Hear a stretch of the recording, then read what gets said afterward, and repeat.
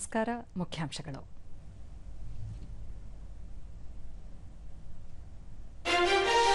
ಇಂದು ಸಂವಿಧಾನ ಶಿಲ್ಪಿ doctor B R Ambedkar Jayanti. ದೇಶಾದ್ಯಂತ ಬಾಬಾ ಸಾಹೇಬರಿಗೆ ಗೌರವ ನಮನ ಸಲ್ಲಿಕೆ.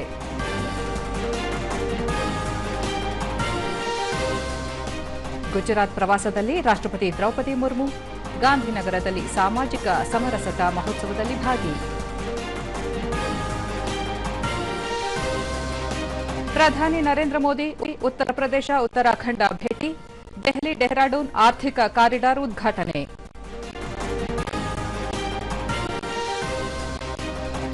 ಮುಖ್ಯಮಂತ್ರಿ ಅಧ್ಯಕ್ಷತೆಯಲ್ಲಿ ಉನ್ನತ ಮಟ್ಟದ ಸಭೆ. 18,000 ಕೋಟಿ ಮೊತ್ತದ ಬಂಡವಾಳ ಹೂಡಿಕೆ ಯೋಜನೆಗೆ ಸಮ್ಮತಿ. ವಾರ್ತೆಗಳ ವಿವರ. ಸಂವಿಧಾನ ಶಿಲ್ಪಿ ಡಾಕ್ಟರ್ ಬಿಆರ್ ಅಂಬೇಡ್ಕರ್ ಅವರ 136ನೇ ಜಯಂತಿಯನ್ನು ಇಂದು ದೇಶಾದ್ಯಂತ ಆಚರಿಸಲಾಗುತ್ತಿದೆ. ಇದರ ಅಂಗವಾಗಿ ದೇಶದ ಹಲವೆಡೆ ನಾನಾ ಕಾರ್ಯಕ್ರಮಗಳನ್ನು ನಡೆಸಲಾಗುತ್ತಿದ್ದು, ಅಂಬೇಡ್ಕರ್ ಅವರಿಗೆ ಗೌರವ ನಮನ ಸಲ್ಲಿಸಲಾಗುತ್ತಿದೆ. ದೆಹಲಿಯ ಸಂಸತ್ ಭವನದ ಆವರಣದಲ್ಲಿ ಡಾಕ್ಟರ್ ಬಿಆರ್ ಅಂಬೇಡ್ಕರ್ ಅವರಿಗೆ ಗೌರವ ಸಲ್ಲಿಸುವ ವಿಶೇಷ ಕಾರ್ಯಕ್ರಮವನ್ನು ಆಯೋಜಿಸಲಾಗಿದೆ. 1891ರ ಏಪ್ರಿಲ್ 14ರಂದು ಮಧ್ಯಪ್ರದೇಶದಲ್ಲಿ ಜನಿಸಿದ ಡಾಕ್ಟರ್ ಬಿಆರ್ ಅಂಬೇಡ್ಕರ್ ಸಾಮಾಜಿಕ ತಾರತಮ್ಯದ ವಿರುದ್ಧದ ಹೋರಾಟಕ್ಕೆ ತನ್ನ ಜೀವನ ಮುಡುಪಾಗಿಟ್ಟಿದ್ದರು. ಮಹಿಳೆಯರು, ಕಾರ್ಮಿಕರು ಹಾಗೂ ಶೋಷಿತ ವರ್ಗದವರಿಗೆ ಸಮಾನ ಹಕ್ಕುಗಳನ್ನು ದೊರಕಿಸಿಕೊಡಲು ನಿರಂತರವಾಗಿ ಕಾರ್ಯನಿರ್ವಹಿಸಿದ್ದರು. ಎಲ್ಲರನ್ನೂ ಒಳಗೊಂಡ ಸಮ ಸಮಾಜ ಸೃಷ್ಟಿಗೆ ಭದ್ರ ಬುನಾದಿ ಹಾಕಿದ ಅವರು ತಮಗೆ ಸಂವಿಧಾನ ರಚನೆಯಲ್ಲಿ ಅವಕಾಶ ದೊರೆತಾಗ ಬಹುಮುಖಿ ವ್ಯಕ್ತಿತ್ವದ ಅಂಬೇಡ್ಕರ್ ಆರ್ಥಿಕ ನೀತಿಯೊಂದಿನ ಮೂಲಸೌಕರ್ಯದವರೆಗೆ ಹಾಗೂ ಸಾಂವಿಧಾನಿಕ ಕಾನೂನಿನವರೆಗೆ ತಮ್ಮದೇ ಆದ ಕೊಡುಗೆ ನೀಡಿದ್ದಾರೆ. ರಾಷ್ಟ್ರ ನಿರ್ಮಾಣಕ್ಕೆ ಮಹತ್ವದ ಕೊಡುಗೆ ನೀಡಿರುವ ಅವರು ಸಮ ಸಮಾಜ ನಿರ್ಮಾಣದ ಬದ್ಧತೆಯನ್ನು ಕಾಯ್ದುಕೊಂಡಿದ್ದರು. 1990ರಲ್ಲಿ ಅಂಬೇಡ್ಕರ್ ಅವರಿಗೆ ಮರಣೋತ್ತರವಾಗಿ ಪ್ರತಿಷ್ಠಿತ ಭಾರತ ರತ್ನ ನೀಡಲಾಗಿತ್ತು. ಈ ದಿನ ಅಂಬೇಡ್ಕರ್ ಅವರ ಕೊಡುಗೆಗಳನ್ನು ಸ್ಮರಿಸಿ ಅವರಿಗೆ ಗೌರವ ನಮನ ಸಲ್ಲಿಸುವ ದಿನವಾಗಿದೆ.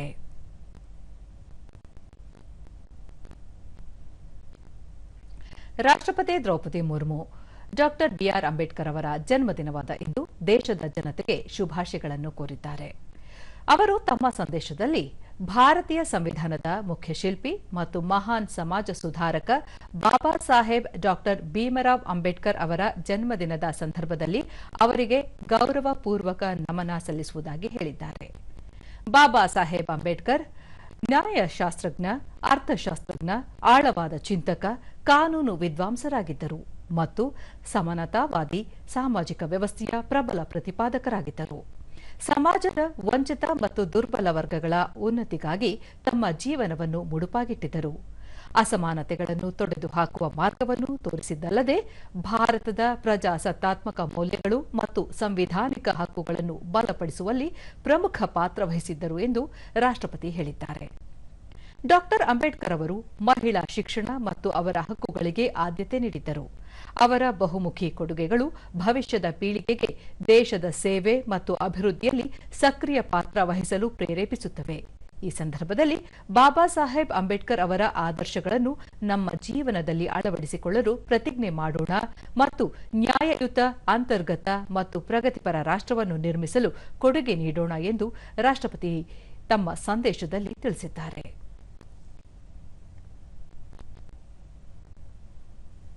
ಎರಡು ದಿನಗಳ ಗುಜರಾತ್ ಪ್ರವಾಸದಲ್ಲಿರುವ ರಾಷ್ಟ್ರಪತಿ ದ್ರೌಪದಿ ಮುರ್ಮು ಇಂದು ಡಾಕ್ಟರ್ ಬಿಆರ್ ಅಂಬೇಡ್ಕರ್ ಜಯಂತಿ ಅಂಗವಾಗಿ ಗಾಂಧಿನಗರದ ಲೋಕಭವನದಲ್ಲಿ ನಡೆಯಲಿರುವ ಸಾಮಾಜಿಕ ಸಮರಸತಾ ಮಹೋತ್ಸವದಲ್ಲಿ ಭಾಗವಹಿಸಲಿದ್ದಾರೆ. ಕಾರ್ಯಕ್ರಮದಲ್ಲಿ ಗುಜರಾತ್ ರಾಜ್ಯಪಾಲ ಆಚಾರ್ಯ ದೇವ್ರವ್ರತ್, ಮುಖ್ಯಮಂತ್ರಿ ಭೂಪೇಂದ್ರ ಪಟೇಲ್ ಮತ್ತಿತರರು ಪಾಲ್ಗೊಳ್ಳಲಿದ್ದಾರೆ. ನಂತರ ರಾಷ್ಟ್ರಪತಿ ಗಾಂಧಿನಗರದಲ್ಲಿ ರಾಷ್ಟ್ರೀಯ ರಕ್ಷಾ ವಿಶ್ವವಿದ್ಯಾಲಯದ 5ನೇ ಘಟಿಕೋತ್ಸವದಲ್ಲಿ ಭಾಗವಹಿಸಲಿದ್ದಾರೆ. ಘಟಿಕೋತ್ಸವದಲ್ಲಿ ಸುಮಾರು 593 ವಿದ್ಯಾರ್ಥಿಗಳಿಗೆ ಪದವಿ ಪ್ರದಾನ ಮಾಡಲಾಗುವುದು. ನಿನ್ನೆ ರಾಜ್ಕೋಟ್ನ ಏಮ್ಸ್ ಸಂಸ್ಥೆಯ ಪ್ರಥಮ ಘಟಿಕೋತ್ಸವದಲ್ಲಿ ಭಾಗವಹಿಸಿದ್ದ ರಾಷ್ಟ್ರಪತಿ ದ್ರೌಪದಿ ಮುರ್ಮು ಆರೋಗ್ಯ ವಲಯದಲ್ಲಿ ಗುಣಮಟ್ಟದ ಚಿಕಿತ್ಸೆ, ಶಿಕ್ಷಣ, ಸಂಶೋಧನೆ ಮತ್ತು ನಾವೀನ್ಯತೆಯಲ್ಲಿ ಏಮ್ಸ್ ಸಂಸ್ಥೆಗಳ ಕೊಡುಗೆ ಮಹತ್ವದ್ದು ಎಂದು ಹೇಳಿದರು. ಆರೋಗ್ಯ ಸೇವೆ ಉತ್ತಮಪಡಿಸುವಲ್ಲಿ ಪಾರದರ್ಶಕತೆ ಮತ್ತು ಸುಶಾಸನ ಮಹತ್ವಪೂರ್ಣ ಅಂಶಗಳಾಗಿದ್ದು ಏಮ್ಸ್ ಸಂಸ್ಥೆಗಳು ಆ ನಿಟ್ಟಿನಲ್ಲಿ ಮಾದರಿಯಾಗಿವೆ. ಜಾಗತಿಕ ಆರೋಗ್ಯ ವಲಯದ ಭವಿಷ್ಯದ ರೂಪುರೇಷೆ ನಿರ್ಧರಿಸುವಲ್ಲಿ ಪ್ರಮುಖ ಕೊಡುಗೆ ನೀಡುತ್ತಿವೆ ಎಂದು ತಿಳಿಸಿದರು. उपलब्ध कराने के लिए अनेक एम्स स्थापित किए गए। इनोवेटिव रिसर्च और पेशेंट केयर के माध्यम से स्वास्थ्य सेवा को आगे बढ़ाने में एम्स की प्रतिबद्धता सराहनीय है। गुणवत्तापूर्ण चिकित्सा, शिक्षा, शोध और नवाचार, जनस्वास्थ्य पहल और राष्ट्रीय स्वास्थ्य नीतियों के निर्माण में भी एम्स संस्थानों की महत्वपूर्ण भूमिका है। ये बहुत ही प्रसन्नता का विषय है कि एम्स के विद्यार्थी न केवल भारत में बल्कि विदेशों में भी विभिन्न शीर्ष अस्पतालों और मेडिकल कॉलेज के नेतृत्व प्रदान कर रहे हैं। ये इस प्रतिष्ठित संस्थान की गुणवत्ता को दर्शाता है। ಪ್ರಧಾನಿ ನರೇಂದ್ರ ಮೋದಿ ಇಂದು ಉತ್ತರಾಖಂಡ ಮತ್ತು ಉತ್ತರ ಪ್ರದೇಶಕ್ಕೆ ಭೇಟಿ ನೀಡಲಿದ್ದಾರೆ. ಬೆಳಗ್ಗೆ ಪ್ರಧಾನಿ ದೆಹಲಿ ಡೆಹ್ರಾಡೂನ್ ಆರ್ಥಿಕ ಕಾರಿಡಾರ್ನ ಎಲಿವೇಟೆಡ್ ವಿಭಾಗದಲ್ಲಿ ವನ್ಯಜೀವಿ ಕಾರಿಡಾರ್ನ ಪರಿಶೀಲನೆಯನ್ನು ಕೈಗೊಳ್ಳಲು ಉತ್ತರ ಪ್ರದೇಶದ ಸಹರಾನ್ಪುರಕ್ಕೆ ಭೇಟಿ ನೀಡಲಿದ್ದಾರೆ. ನಂತರ ಡೆಹ್ರಾಡೂನ್ ಬಳಿಯ ಜೈಮಾದಾತ್ ಕಾಳಿ ದೇವಾಲಯದಲ್ಲಿ ದರ್ಶನ ಮತ್ತು ಪೂಜೆಯನ್ನು ನೆರವೇರಿಸಲಿದ್ದಾರೆ. ಮಧ್ಯಾಹ್ನ 12:30 ಸುಮಾರಿಗೆ ಪ್ರಧಾನಿ ಡೆಹ್ರಾಡೂನ್ನಲ್ಲಿ ನಡೆಯುವ ಸಾರ್ವಜನಿಕ ಸಮಾರಂಭದಲ್ಲಿ ದೆಹಲಿ ಡೆಹ್ರಾಡೂನ್ ಆರ್ಥಿಕ ಕಾರಿಡಾರ್ ಉದ್ಘಾಟಿಸಲಿದ್ದಾರೆ ಹಾಗೂ ಈ ಸಂದರ್ಭದಲ್ಲಿ ಸಭೆಯನ್ನುದ್ದೇಶಿಸಿ ಭಾಷಣ ಮಾಡಲಿದ್ದಾರೆ. 213 ಕಿಲೋಮೀಟರ್ ಉದ್ದದ 6 ಪಥಗಳ ಪ್ರವೇಶ ನಿಯಂತ್ರಿತ ದೆಹಲಿ ಡೆಹ್ರಾಡೂನ್ ಆರ್ಥಿಕ ಕಾರಿಡಾರ್ ಅನ್ನು 12,000 ಕೋಟಿ ರೂಪಾಯಿಗೂ ಅಧಿಕ ವೆಚ್ಚದಲ್ಲಿ ಅಭಿವೃದ್ಧಿಪಡಿಸಲಾಗಿದೆ. ಈ ಕಾರಿಡಾರ್ ದೆಹಲಿ, ಉತ್ತರ ಪ್ರದೇಶ ಮತ್ತು ಉತ್ತರಾಖಂಡ ರಾಜ್ಯಗಳ ಮೂಲಕ ಹಾದು ಹೋಗುತ್ತದೆ ಹಾಗೂ ಇದರಿಂದ ದೆಹಲಿ ಡೆಹ್ರಾಡೂನ್ ನಡುವಿನ ಪ್ರಯಾಣದ ಸಮಯ ಸದ್ಯ ಇರುವ 6 ಗಂಟೆಯಿಂದ ಸುಮಾರು 2.5 ಗಂಟೆಗೆ ಇಳಿಕೆಯಾಗಲಿದೆ.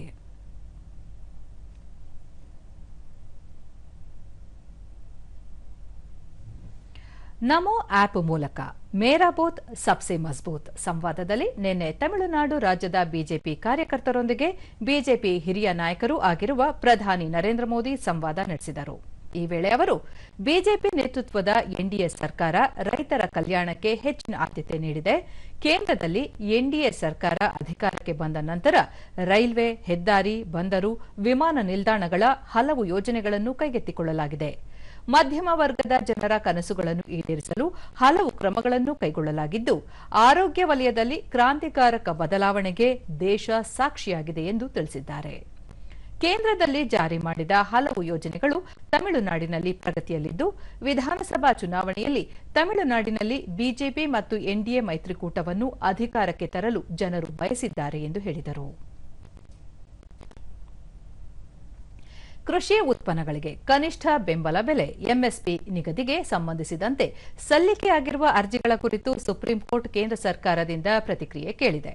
ಮುಖ್ಯ ನ್ಯಾಯಮೂರ್ತಿ ಸೂರ್ಯಕಾಂತ್ ಮತ್ತು ನ್ಯಾಯಮೂರ್ತಿ ಜೆ ಬಾಗ್ಜಿ ಅವರನ್ನೊಳಗೊಂಡ ನ್ಯಾಯಪೀಠ ಕೇಂದ್ರ ಸರ್ಕಾರ, ವಿದೇಶಿ ವ್ಯಾಪಾರ ಮಹಾನಿರ್ದೇಶನಾಲಯ ಹಾಗೂ ಕೃಷಿ ವೆಚ್ಚ ಮತ್ತು ಬೆಲೆ ಆಯೋಗಕ್ಕೆ ನೋಟಿಸ್ ಜಾರಿಗೊಳಿಸಿದೆ. ಅರ್ಜಿಯಲ್ಲಿ ಎಂಎಸ್ಪಿ ನಿಗದಿಪಡಿಸುವಾಗ ಉತ್ಪನ್ನಗಳಿಗೆ ತಗಲುವ ವೆಚ್ಚವನ್ನು ಪರಿಗಣಿಸಬೇಕು.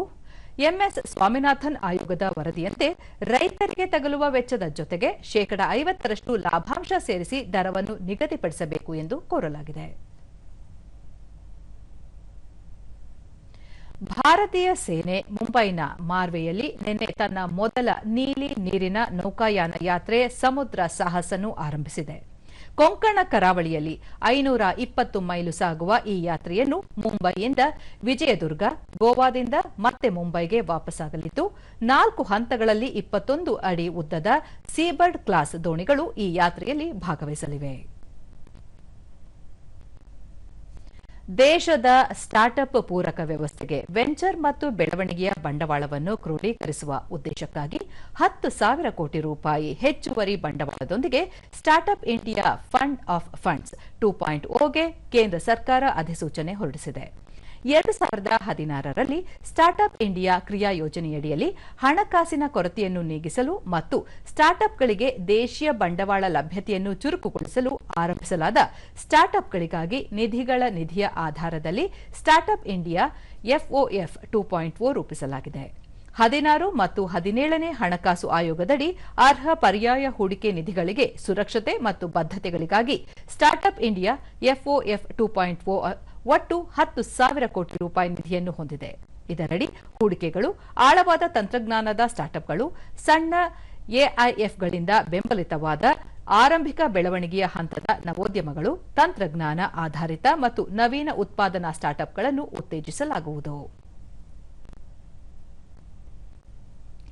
ದೇಶದಲ್ಲಿ ಗೃಹೋಪಯೋಗಿ ಎಲ್ಪಿಜಿ ಸಿಲಿಂಡರ್ ಪೂರೈಕೆ ಸಾಮಾನ್ಯವಾಗಿದ್ದು, ಯಾವುದೇ ವಿತರಣಾ ಏಜೆನ್ಸಿಯಲ್ಲಿ ಸಿಲಿಂಡರ್ ಕೊರತೆ ವರದಿಯಾಗಿಲ್ಲ ಎಂದು ಪೆಟ್ರೋಲಿಯಂ ಮತ್ತು ನೈಸರ್ಗಿಕ ಅನಿಲ ಸಚಿವಾಲಯ ತಿಳಿಸಿದೆ.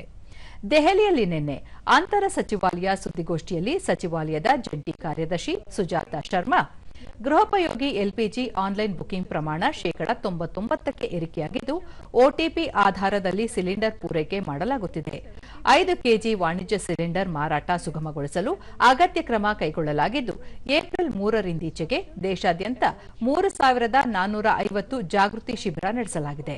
ಇವುಗಳಲ್ಲಿ 40,000ಕ್ಕೂ ಹೆಚ್ಚು ಸಿಲಿಂಡರ್ ಮಾರಾಟ ಮಾಡಲಾಗಿದ್ದು, ಮಾರ್ಚ್ 23ರಿಂದ ಒಟ್ಟು 13,30,000ಕ್ಕೂ ಹೆಚ್ಚು ಸಿಲಿಂಡರ್ ಸರಬರಾಜು ಮಾಡಲಾಗಿದೆ ಎಂದರು. ಮಾರ್ಚ್ನಿಂದೀಚೆಗೆ 4,32,000 ಪಿಎನ್ಜಿ ಸಂಪರ್ಕಗಳಿಗೆ ಇಂಧನ ಪೂರೈಸಲಾಗಿದ್ದು, ಸುಮಾರು 31,700 ಪಿಎನ್ಜಿ ಗ್ರಾಹಕರು ಎಲ್ಪಿಜಿ ಸಂಪರ್ಕ ವಾಪಸ್ ಮಾಡಿದ್ದಾರೆ.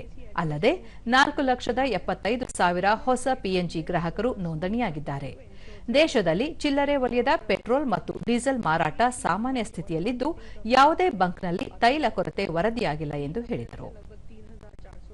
अवेयरनेस कैंप किए हैं जिसमें 40,000 से ज्यादा सिलेंडर सेल हुए हैं और 23 मार्च से अब तक लगभग 13,30,005 किलो के नेचुरल गैस में भी डोमेस्टिक पीएनजी कंज्यूमर्स और सीएनजी व्हीकल्स को प्रोटेक्ट करते हुए 100% सप्लाई इंश्योर की गई है. फर्टिलाइजर्स को लगभग 95% ऑफ देयर डिमांड. ಬೃಹತ್ ಕೈಗಾರಿಕಾ ಸಚಿವಾಲಯದ ಹೆಚ್ಚುವರಿ ಕಾರ್ಯದರ್ಶಿ ಡಾಕ್ಟರ್ ಹನೀಫ್ ಖುರೇಶಿ, ಇಂಧನ ಭದ್ರತೆ ಹಾಗೂ ಆತ್ಮನಿರ್ಭರ ಭಾರತ್ ಪರಿಕಲ್ಪನೆ ಅಂಗವಾಗಿ ಎಲೆಕ್ಟ್ರಿಕ್ ವಾಹನಗಳ ದೇಶೀಯ ಉತ್ಪಾದನೆ ಮತ್ತು ಬಳಕೆಗೆ ಹೆಚ್ಚಿನ ಉತ್ತೇಜನ ನೀಡಲಾಗುತ್ತಿದೆ ಎಂದರು.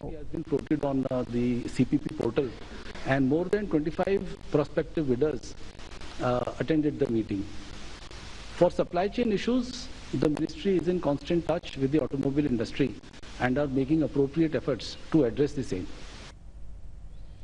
ಬಂದರು, ಹಡಗು, ಜಲಸಾರಿಗೆ ಸಚಿವಾಲಯದ ಹೆಚ್ಚುವರಿ ಕಾರ್ಯದರ್ಶಿ ಮುಕೇಶ್ ಮಂಗಲ್, ಪರ್ಷಿಯನ್ ಕೊಲ್ಲಿಯಲ್ಲಿರುವ ಭಾರತೀಯ ನಾವಿಕರು ಸುರಕ್ಷಿತವಾಗಿದ್ದಾರೆ. ಕಳೆದ 24 ಗಂಟೆ ಅವಧಿಯಲ್ಲಿ ಭಾರತೀಯ ಧ್ವಜ ಹೊತ್ತ ಹಡಗುಗಳ ಸಂಚಾರಕ್ಕೆ ಯಾವುದೇ ತೊಂದರೆಯಾಗಿಲ್ಲ. 20,400 ಮೆಟ್ರಿಕ್ ಟನ್ ಎಲ್ಪಿಜಿ ಹೊತ್ತ ಜಗ್ ವಿಕ್ರಮ್ ಹಡಗು ಗುಜರಾತ್ನ ಕಾಂಡ್ಲಾ ಬಂದರಿಗೆ ನಾಳೆ ಆಗಮಿಸಲಿದ್ದು, ಹಡಗಿನಲ್ಲಿ 24 ನಾವಿಕರಿದ್ದಾರೆ ಎಂದು ತಿಳಿಸಿದ್ದಾರೆ. मिनिस्ट्री ने अब तक 2177 से अधिक भारतीय सीफेरर की सेफ रिपेट्रिएशन फैसिलिटेट की है. इनमें 93 सीफेरर को पिछले 24 घंटे में गल्फ के विभिन्न लोकेशन से वापस लाया है. भारत के सभी पोर्ट्स पर ऑपरेशन नॉर्मल है और किसी प्रकार के कंजेशन की रिपोर्ट प्राप्त नहीं हुई है. ಲೋಕಸಭೆ ಮತ್ತು ವಿಧಾನಸಭೆಗಳಲ್ಲಿ ಮಹಿಳೆಯರಿಗೆ 33% ಮೀಸಲಾತಿ ನೀಡುವ ನಾರಿ ಶಕ್ತಿ ವಂದನಾ 2023 ಅಧಿನಿಯಮಕ್ಕೆ ಅಂಗೀಕಾರ ಪಡೆಯಲು ಕೇಂದ್ರ ಸರ್ಕಾರ ವಿಶೇಷ ಅಧಿವೇಶನ ಕರೆದಿರುವ ಹಿನ್ನೆಲೆಯಲ್ಲಿ ಸರ್ಕಾರದ ನಿರ್ಧಾರವನ್ನು ಬೆಂಬಲಿಸಿ ಬೆಂಗಳೂರಿನಲ್ಲಿ ನಡೆದ ನಾರಿ ಶಕ್ತಿ ವಂದನೆ ಕಾರ್ಯಕ್ರಮಕ್ಕೆ ಕೇಂದ್ರ ಎಂಎಸ್ಎಂಇ ಖಾತೆ ರಾಜ್ಯ ಸಚಿವೆ ಶೋಭಾ ಕರಂದ್ಲಾಜೆ ನಿನ್ನೆ ಚಾಲನೆ ನೀಡಿದರು. ಈ ವೇಳೆ ಪದ್ಮಶ್ರೀ ಪುರಸ್ಕೃತರಾದ ಸುಶೀಲಮ್ಮ, ಡಾ ವಿಜಯಲಕ್ಷ್ಮಿ ದೇಶಮಾನೆ, ಕ್ರೀಡಾಪಟು ಅಶ್ವಿನಿ ನಾಚಪ್ಪ, ಬಿಜೆಪಿ ರಾಜ್ಯಾಧ್ಯಕ್ಷ ಬಿವೈ ವಿಜಯೇಂದ್ರ, ಪಕ್ಷದ ಮುಖಂಡರಾದ ಮಾಳವಿಕಾ ಅವಿನಾಶ್, ಮಹಿಳಾ ಘಟಕದ ಅಧ್ಯಕ್ಷೆ ಮಂಜುಳಾ ಸೇರಿದಂತೆ ಹಲವರು ಉಪಸ್ಥಿತರಿದ್ದರು.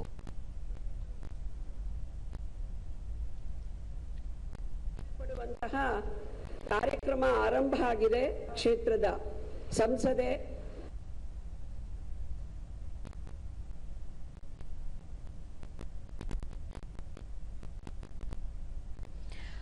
ಬಳಿಕ ಶೋಭಾ ಕರಂದ್ಲಾಜೆ, ಮಹಿಳಾ ಮೀಸಲಾತಿಯು ಒಂದು ಚರಿತ್ರಾರ್ಹ ನಿರ್ಣಯವಾಗಿದ್ದು, ಇದರಿಂದ ಮಹಿಳೆಯರ ಜವಾಬ್ದಾರಿ ಹೆಚ್ಚಾಗುತ್ತಿದೆ. ಪ್ರಧಾನಿ ನರೇಂದ್ರ ಮೋದಿ ಅವರು ಶೈಕ್ಷಣಿಕ, ಆರ್ಥಿಕ, ರಕ್ಷಣಾ ಕ್ಷೇತ್ರ ಸೇರಿದಂತೆ ಎಲ್ಲೆಡೆ ಮಹಿಳೆಯರಿಗೆ ಅವಕಾಶ ನೀಡಿದ್ದಾರೆ. ಇದೀಗ ರಾಜಕೀಯವಾಗಿ ಅವಕಾಶ ನೀಡುತ್ತಿದ್ದಾರೆ ಎಂದು ಮೆಚ್ಚುಗೆಯನ್ನು ವ್ಯಕ್ತಪಡಿಸಿದರು. ಮಹಿಳಾ ಮೀಸಲಾತಿಯಿಂದ ಮಹಿಳೆಯರ ಜವಾಬ್ದಾರಿ ಹೆಚ್ಚುವ ಜತೆಗೆ 2047ರ ವೇಳೆಗೆ ವಿಕಸಿತ ಭಾರತದ ಸಾಧನೆಗೆ ಸಹಕಾರಿಯಾಗಲಿದೆ. ನಾರಿ ಶಕ್ತಿ ವಂದನ್ ಅಧಿನಿಯಮ ದೇಶ ನಿರ್ಮಾಣಕ್ಕೂ ಪೂರಕವಾಗಲಿದೆ ಎಂದರು. ಈ ದೇಶದಲ್ಲಿ ಅತ್ಯಂತ ದೊಡ್ಡ ಧ್ವನಿಯಲ್ಲಿ ಧ್ವನಿ ಎತ್ತಿದವರಂತಂದ್ರೆ ನಮ್ಮ ದೇಶದ ಮಹಿಳೆಯರು ಮತ್ತು ಹಲವಾರು ಪ್ರಮುಖ ಮಹಿಳೆಯರು. ಪೈಲಟ್ ಆಗ್ತಾಳೆ, ವಿಜ್ಞಾನಿ ಆಗ್ತಾಳೆ, ಮಿಸೈಲ್ ಅನ್ನ ಹಾರಿಸುವಂತ ಸಂದರ್ಭದಲ್ಲಿ ಕೂಡ ಇವತ್ತು ಇಸ್ರೋದಲ್ಲಿ ಮುಂಚೂಣಿಯಲ್ಲಿರುವಂತವ್ರು ಯಾರು ಅಂತಂದ್ರೆ ಅದು ಮಹಿಳೆಯ ವಿಜ್ಞಾನಿಗಳ ತಂಡ.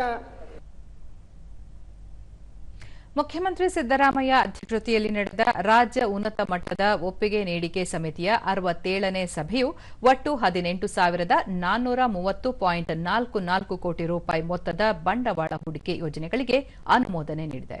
ಸುಮಾರು 15,032 ಜನರಿಗೆ ಉದ್ಯೋಗ ಲಭ್ಯವಾಗಲಿದೆ. ಗೃಹ ಕಚೇರಿ ಕೃಷ್ಣಾದಲ್ಲಿ ನಡೆದ ಸಭೆಯಲ್ಲಿ 11 ಹೊಸ ಬಂಡವಾಳ ಹೂಡಿಕೆ ಪ್ರಸ್ತಾವನೆಗಳು ಹಾಗೂ 6 ಹೆಚ್ಚುವರಿ ಬಂಡವಾಳ ಹೂಡಿಕೆ ಪ್ರಸ್ತಾವನೆಗಳು ಸೇರಿದಂತೆ ಒಟ್ಟು 17 ಯೋಜನಾ ಪ್ರಸ್ತಾವನೆಗಳಿಗೆ ಅನುಮೋದನೆ ನೀಡಲಾಗಿದೆ ಎಂದು ಮುಖ್ಯಮಂತ್ರಿ ತಿಳಿಸಿದ್ದಾರೆ. 11 ಹೊಸ ಪ್ರಸ್ತಾವನೆಗಳಿಂದ ರಾಜ್ಯದ ವಿವಿಧ ಜಿಲ್ಲೆಗಳಲ್ಲಿ ಒಟ್ಟು 14,906.9 ಕೋಟಿ ಬಂಡವಾಳ ಹೂಡಿಕೆಯಾಗಲಿದ್ದು ಸುಮಾರು 13,050 ಉದ್ಯೋಗ ಸೃಷ್ಟಿಯಾಗಲಿದೆ. 6 ಹೆಚ್ಚುವರಿ ಬಂಡವಾಳ ಪ್ರಸ್ತಾವನೆಗಳಿಂದ ರಾಜ್ಯದ ವಿವಿಧ ಜಿಲ್ಲೆಗಳಲ್ಲಿ ಒಟ್ಟು 3,523.54 ಕೋಟಿಗಳ ಬಂಡವಾಳ ಹೂಡಿಕೆಯಾಗಲಿದ್ದು ಸುಮಾರು 1,982 ಉದ್ಯೋಗ ಸೃಷ್ಟಿಯಾಗುತ್ತಿರುವುದಾಗಿ ಹೇಳಿದರು. ಸಭೆಯಲ್ಲಿ ಉಪಮುಖ್ಯಮಂತ್ರಿಗಳಾದ ಡಿಕೆ ಶಿವಕುಮಾರ್, ಸಚಿವರಾದ MB Patil, KJ George, Priyanka Kharge, Cheluvarayaswamy, ಮುಖ್ಯ ಕಾರ್ಯದರ್ಶಿ ಡಾ ಶಾಲಿನಿ ರಜನೀಶ್, ಅಪರ ಮುಖ್ಯ ಕಾರ್ಯದರ್ಶಿ ಅಜಂ ಪರ್ವೇಜ್, ಕೈಗಾರಿಕಾ ಮತ್ತು ವಾಣಿಜ್ಯ ಇಲಾಖೆ, ಆರ್ಥಿಕ ಇಲಾಖೆಯ ಹಿರಿಯ ಅಧಿಕಾರಿಗಳು ಉಪಸ್ಥಿತರಿದ್ದರು.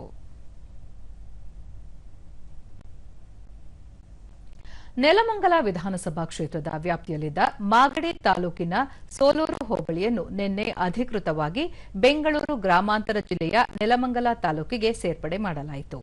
ನೆಲಮಂಗಲ ತಾಲೂಕು ಕಚೇರಿಯ ಆವರಣದಲ್ಲಿ ನಡೆದ ಕಾರ್ಯಕ್ರಮದಲ್ಲಿ ಬೆಂಗಳೂರು ದಕ್ಷಿಣ ಜಿಲ್ಲಾ ಉಸ್ತುವಾರಿ ಸಚಿವ ರಾಮಲಿಂಗಾರೆಡ್ಡಿ, ಬೆಂಗಳೂರು ಗ್ರಾಮಾಂತರ ಜಿಲ್ಲಾ ಉಸ್ತುವಾರಿ ಸಚಿವ ಕೆಎಚ್ ಮುನಿಯಪ್ಪ ಮತ್ತು ಶಾಸಕ ಎನ್ ಶ್ರೀನಿವಾಸ್ ಅವರಿಗೆ ಸೋಲೂರು ಹೋಬಳಿಗೆ ಸಂಬಂಧಿಸಿದ ಡಿಜಿಟಲೀಕೃತ ಭೂ ದಾಖಲೆ ಮತ್ತು ಕಡತಗಳನ್ನು ಹಸ್ತಾಂತರಿಸಿದರು. ಜಿಲ್ಲಾಧಿಕಾರಿ ಡಾ ಕೆ ಅನುರಾಧ, ತಹಸೀಲ್ದಾರ್ ಮಲ್ಲೇಶ್ ಬೀರಪ್ಪ ಪೂಜಾರ, ನೆಲಮಂಗಲ ನಗರಸಭೆ ಅಧ್ಯಕ್ಷ ಎನ್ ಗಣೇಶ್, ಯೋಜನಾ ಪ್ರಾಧಿಕಾರದ ಎಂಕೆ ನಾಗರಾಜು ಮತ್ತಿತರರು ಉಪಸ್ಥಿತರಿದ್ದರು. ಬಸ್ ನಿಲ್ದಾಣದ ಒಳಗಡೆ ಕೊಂಡೋಗ್ಬೇಕು, ಎಲ್ಲ ಬಸ್ ನಿಲ್ದಾಣದ ಎಲ್ಲ ಬಸ್ಸುಗಳು ಸ್ಟಾಪ್ ಅನ್ನ ಕೊಡಬೇಕು ಅಂತ ಹೇಳಿ ಒಂದು ಬಳಿಕ ಸಚಿವ ಕೆಎಚ್ ಮುನಿಯಪ್ಪ ಸೋಲೂರು ಹೋಬಳಿ ಮಾಗಡಿ ತಾಲೂಕಿನ ಉದ್ದಕ್ಕೂ ನೆಲಮಂಗಲ ವಿಧಾನಸಭಾ ಕ್ಷೇತ್ರದಲ್ಲಿತ್ತು. ಈ ಹೋಬಳಿ ಇನ್ನು ಮುಂದೆ ಅಧಿಕೃತವಾಗಿ ಬೆಂಗಳೂರು ಗ್ರಾಮಾಂತರ ಜಿಲ್ಲೆಗೆ ಸೇರ್ಪಡೆಯಾಗಿದೆ. ಇದರಿಂದ ಹೋಬಳಿಯ ಅಭಿವೃದ್ಧಿ ಕಾರ್ಯಗಳನ್ನು ಕೈಗೊಳ್ಳಲು ಸಹಕಾರಿಯಾಗಲಿದ್ದು ಇಲ್ಲಿನ ಜನರಿಗೂ ನೆರವಾಗಲಿದೆ ಎಂದರು.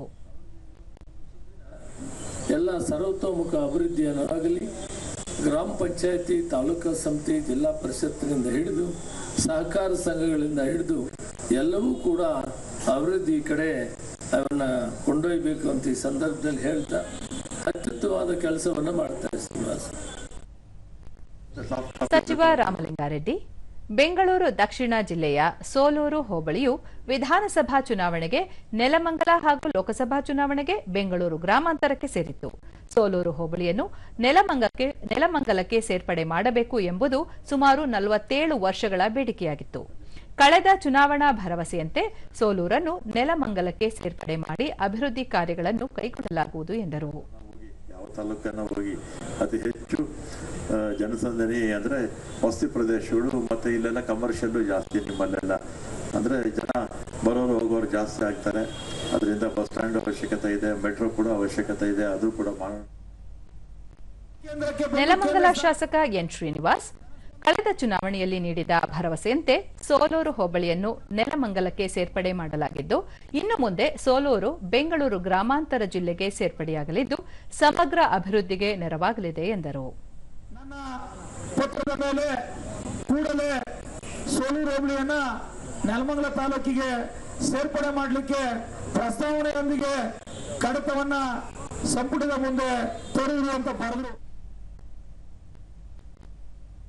ಸಂವಿಧಾನ ಶಿಲ್ಪಿ ಭಾರತ ರತ್ನ ಡಾಕ್ಟರ್ ಬಿಆರ್ ಅಂಬೇಡ್ಕರ್ ಅವರ ಜಯಂತಿ ಅಂಗವಾಗಿ ರಾಜ್ಯಾದ್ಯಂತ ಇದೇ 20ರವರೆಗೆ ವಿವಿಧ ಕಾರ್ಯಕ್ರಮ ಆಯೋಜಿಸಲಾಗಿದೆ ಎಂದು ಸಂಸದ ಗೋವಿಂದ ಕಾರಜೋಳ ಬೆಂಗಳೂರಿನಲ್ಲಿ ನಿನ್ನೆ ಹೇಳಿದ್ದಾರೆ.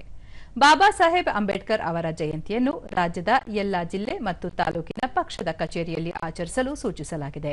ಅಂಬೇಡ್ಕರ್ ಅವರು ಕೇವಲ ಸಂವಿಧಾನ ಶಿಲ್ಪಿ ಮಾತ್ರವಲ್ಲ, ಸಾಮಾಜಿಕ ನ್ಯಾಯದ ಹರಿಕಾರರೂ ಆಗಿದ್ದರು. ಅವರ ಹಾದಿಯಲ್ಲಿ ಪ್ರಧಾನಿ ನರೇಂದ್ರ ಮೋದಿ ನಡೆಯುತ್ತಿದ್ದಾರೆ. ಅಂಬೇಡ್ಕರ್ ಅವರಿಗೆ ಸಂಬಂಧಿಸಿದ 5 ಪ್ರಮುಖ ಸ್ಥಳಗಳನ್ನು ಪಂಚತೀರ್ಥಗಳನ್ನಾಗಿ ಅಭಿವೃದ್ಧಿಪಡಿಸಿದ್ದಾರೆ ಎಂದು ತಿಳಿಸಿದ್ದಾರೆ. ಸೌಲಭ್ಯ ವಂಚಿತ ಜನರ ಕಲ್ಯಾಣಕ್ಕಾಗಿ ಡಾಕ್ಟರ್ ಅಂಬೇಡ್ಕರ್ ಅವರು ಇಡೀ ಜೀವನವನ್ನು ಸಮರ್ಪಿಸಿಕೊಂಡಿದ್ದರು. ಅವರಿಗೆ ಗೌರವ ಸಲ್ಲಿಸಲು ಇಡೀ ರಾಷ್ಟ್ರ ಸಜ್ಜಾಗಿದೆ ಎಂದರು.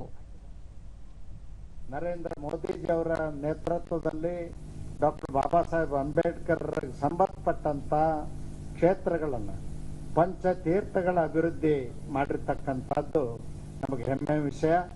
ಮತ್ತು ಡಾಕ್ಟರ್ ಬಾಬಾ ಸಾಹೇಬ್ ಅಂಬೇಡ್ಕರ್ ಸಂವಿಧಾನ ದಿನ ಆಚರಣೆ ಮಾಡಿದ್ದು ಕೂಡ ನರೇಂದ್ರ ಮೋದಿಜಿ ಅವರು ಬಾಬಾ ಸಾಹೇಬರಿಗೆ ಕೊಟ್ಟಂತ ಒಂದು ಗೌರವ ಅಂತ ಹೇಳಿ ಈ ಸಂದರ್ಭದಲ್ಲಿ ನಾನು ಹೇಳಲಿಕ್ಕೆ ಬಯಸ್ತೇನೆ.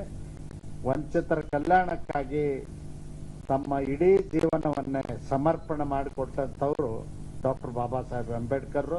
ಅವ್ರಿಗೆ ಗೌರವ ಸಲ್ಲಿಸಲಿಕ್ಕೆ ಇಡೀ ರಾಷ್ಟ್ರ ಯಾವತ್ತೂ ಋಣಿಯಾಗಿದೆ ಅಂತ ಹೇಳಿ ಈ ಸಂದರ್ಭದಲ್ಲಿ ಹೇಳಲಿಕ್ಕೆ ಬಯಸ್ತೇನೆ. ಸಂವಿಧಾನ ಶಿಲ್ಪಿ ಭಾರತ ರತ್ನ ಡಾಕ್ಟರ್ ಬಿಆರ್ ಅಂಬೇಡ್ಕರ್ ಅವರ ಜನ್ಮ ದಿನಾಚರಣೆಯ ಅಂಗವಾಗಿ ವಿಜಯಪುರದಲ್ಲಿ ನಡೆಯುತ್ತಿರುವ 4 ದಿನಗಳ ಡಾಕ್ಟರ್ ಬಿಆರ್ ಅಂಬೇಡ್ಕರ್ ಹಬ್ಬ ಕಾರ್ಯಕ್ರಮದಲ್ಲಿ ನಮ್ಮ ಸಂವಿಧಾನ ವಿಚಾರ ಸಂಕಿರಣಕ್ಕೆ ಚಿಂತಕರು ಹಾಗೂ ಉಪನ್ಯಾಸಕ ಡಾಕ್ಟರ್ ಈ ವೇಳೆ ಅಹಿಂದ ಮುಖಂಡ ಎಸ್ಎಂ ಪಾಟೀಲ ಗಣಿಹಾರ, ಕ್ರೈಸ್ತ ಧರ್ಮ ಗುರು ಫಾದರ್ ಜಾನ್ ಥಾಮಸ್, ಕಲಾವಿದ ಪೊನ್ನಪ್ಪ ಕಡೆಮನಿ, ಕೃಷಿ ವಿಶ್ವವಿದ್ಯಾಲಯದ ವ್ಯವಸ್ಥಾಪಕ ಮಂಡಳಿಯ ಮಾಜಿ ಸದಸ್ಯ ಸುರೇಶ್ ಗುಣಸಗಿ ಸೇರಿದಂತೆ ಹಲವರು ಉಪಸ್ಥಿತರಿದ್ದರು.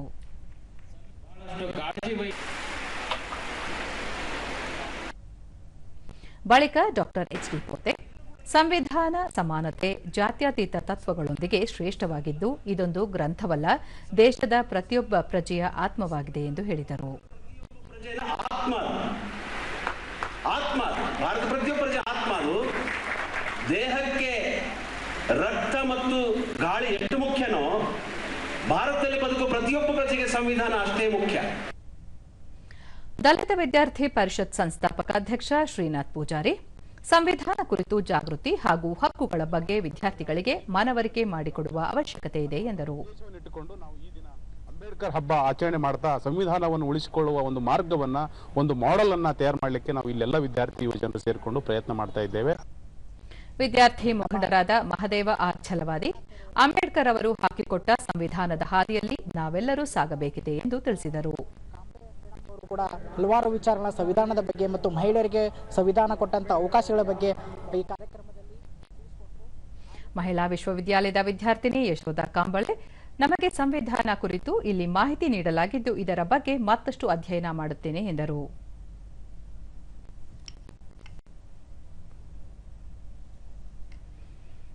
ಈಗ ಇಂದಿನ ಪತ್ರಿಕೆಗಳ ಇಣುಕು ನೋಟ. ಶತಮಾನದ ನಿರ್ಧಾರ, ಮಹಿಳಾ ಮೀಸಲು ಅನುಷ್ಠಾನದಿಂದ ಹಿಂದಿನ ದೃಷ್ಟಿಕೋನ ಸಾಕಾರ, ಭವಿಷ್ಯದ ನಿರ್ಣಯ ಈಡೇರಿಕೆ ಪ್ರಧಾನಿ ಮೋದಿ. ಆದಿಚುಂಚನಗಿರಿಗೆ ನಾಳೆ ಪ್ರಧಾನಿ, ಶ್ರೀ ಗುರು ಭೈರವೈಕ್ಯ ಮಂದಿರ ಲೋಕಾರ್ಪಣೆ, ಕೇಂದ್ರದ ವಿಶೇಷ ಭದ್ರತಾ ಪಡೆಯಿಂದ ಹದ್ದಿನ ಕಣ್ಣು.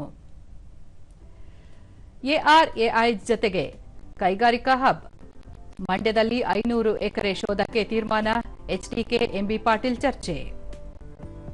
ಸಾರ್ವತ್ರಿಕ ವರ್ಗ ಭಾಗ್ಯ, ನೌಕರ ವರ್ಗಕ್ಕೆ ಸಿಹಿ, ಶೇಕಡಾ 6 ಮಿತಿ ಜಾರಿ, ಮಾರ್ಗಸೂಚಿ ಪ್ರಕಟ. ಐಪಿಎಲ್ ಟಿ20 ಕ್ರಿಕೆಟ್, ರಾಜಸ್ಥಾನಕ್ಕೆ ಮೊದಲ ಸೋಲು, ಗೆದ್ದು ಬೀಗಿದ ಹೈದರಾಬಾದ್, ಕಿಶನ್ ಕಾಸ್ರಿನ್ ಭರ್ಜರಿ ಬ್ಯಾಟಿಂಗ್. ಇವು ಇಂದಿನ ಪತ್ರಿಕೆಗಳ ಪ್ರಮುಖ ಸುದ್ದಿ. ಉಳಿದಂತೆ 18,430 ಕೋಟಿ ರೂಪಾಯಿ ಹೂಡಿಕೆಗೆ ಒಪ್ಪಿಗೆ, ಉನ್ನತ ಮಟ್ಟದ ಸಮಿತಿ ಸಭೆ, 15,032 ಉದ್ಯೋಗ ಅವಕಾಶಗಳ ಸೃಷ್ಟಿ. ಇರಾನ್ ಬಳಿಯ ಹಾರ್ಮುಜ್ ಇದೀಗ ಅಮೆರಿಕದಿಂದ ಸೀಸ್, ಪ್ರತಿ ಹಡಗಿಗೆ 18 ಕೋಟಿ ರೂಪಾಯಿ ಶುಲ್ಕ ವಿಧಿಸುತ್ತಿದ್ದ ಇರಾನ್ಗೆ ಟಕ್ಕರ್. ಸಂಚಾರ ನಿಯಮ ಉಲ್ಲಂಘನೆ ನಿತ್ಯ 19,000 ಪ್ರಕರಣ ದಾಖಲು. ಕೃತಕ ಬುದ್ಧಿಮತ್ತೆ ತಂತ್ರಜ್ಞಾನ ಆಧರಿಸಿ ದಂಡ ಸಂಗ್ರಹ. ಸಂಗೀತ ಸಾಮ್ರಾಜ್ಞಿ ಆಶಾ ಪಂಚಭೂತಗಳಲ್ಲಿ ಲೀನ. ಮುಂಬೈನಲ್ಲಿ ಸರ್ಕಾರಿ ಗೌರವಗಳೊಂದಿಗೆ ಅಂತ್ಯ ಸಂಸ್ಕಾರ. ಮೊಳಗಿದ ಆಶಾ ತಾಯಿ ಅಮರ್ ರಹೇ ಉದ್ಘೋಷ. ನಿಂತಿದ್ದ ಫಾರ್ಮುಲಾ 1 ರೇಸ್ 2027ಕ್ಕೆ ಭಾರತದಲ್ಲಿ ಮತ್ತೆ ಶುರು. ಕೇಂದ್ರ ಸರ್ಕಾರ. ಈಗ ಇಂದಿನ ನುಡಿಮುತ್ತು. ಸಂವಿಧಾನವು ಕೇವಲ ಪುಸ್ತಕವಲ್ಲ, ಅದು ಜೀವನ ಮಾರ್ಗದರ್ಶಿ. ಕೊನೆಯಲ್ಲಿ ಮತ್ತೊಮ್ಮೆ ಮುಖ್ಯಾಂಶಗಳು. ಇಂದು ಸಂವಿಧಾನ ಶಿಲ್ಪಿ ಡಾಕ್ಟರ್ ಬಿಆರ್ ಅಂಬೇಡ್ಕರ್ ಜಯಂತಿ. ದೇಶಾದ್ಯಂತ ಬಾಬಾ ಸಾಹೇಬರಿಗೆ ಗೌರವ ನಮನ ಸಲ್ಲಿಕೆ. ಗುಜರಾತ್ ಪ್ರವಾಸದಲ್ಲಿ ರಾಷ್ಟ್ರಪತಿ ದ್ರೌಪದಿ ಮುರ್ಮು. ಗಾಂಧಿನಗರದಲ್ಲಿ ಸಾಮಾಜಿಕ ಸಮರಸತಾ ಮಹೋತ್ಸವದಲ್ಲಿ ಭಾಗಿ. ಪ್ರಧಾನಿ ನರೇಂದ್ರ ಮೋದಿ ಉತ್ತರ ಪ್ರದೇಶ ಉತ್ತರಾಖಂಡ ಭೇಟಿ. ದೆಹಲಿ ಡೆಹ್ರಾಡೂನ್ ಆರ್ಥಿಕ ಕಾರಿಡಾರ್ ಉದ್ಘಾಟನೆ. ಮುಖ್ಯಮಂತ್ರಿ ಅಧ್ಯಕ್ಷತೆಯಲ್ಲಿ ಉನ್ನತ ಮಟ್ಟದ ಸಭೆ. 18,000 ಕೋಟಿ ಮೊತ್ತದ ಬಂಡವಾಳ ಹೂಡಿಕೆ ಯೋಜನೆಗಳಿಗೆ ಸಮ್ಮತಿ. ನಮ್ಮ ವಾರ್ತಾ ಪ್ರಸಾರವನ್ನು ನೀವು ಡಿಡಿ ಚಂದನ ನ್ಯೂಸ್ ಯೂಟ್ಯೂಬ್ ಚಾನೆಲ್, ಎಕ್ಸ್ ಖಾತೆ, ಇನ್ಸ್ಟಾಗ್ರಾಂ, ಫೇಸ್ಬುಕ್ ಹಾಗೂ ವಾಟ್ಸ್ಆಪ್ ಮೂಲಕವೂ ವೀಕ್ಷಿಸಬಹುದು. ನಮ್ಮ ಮುಂದಿನ ವಾರ್ತಾ ಪ್ರಸಾರ ಬೆಳಗ್ಗೆ 11 ಗಂಟೆಗೆ. ನಮಸ್ಕಾರ.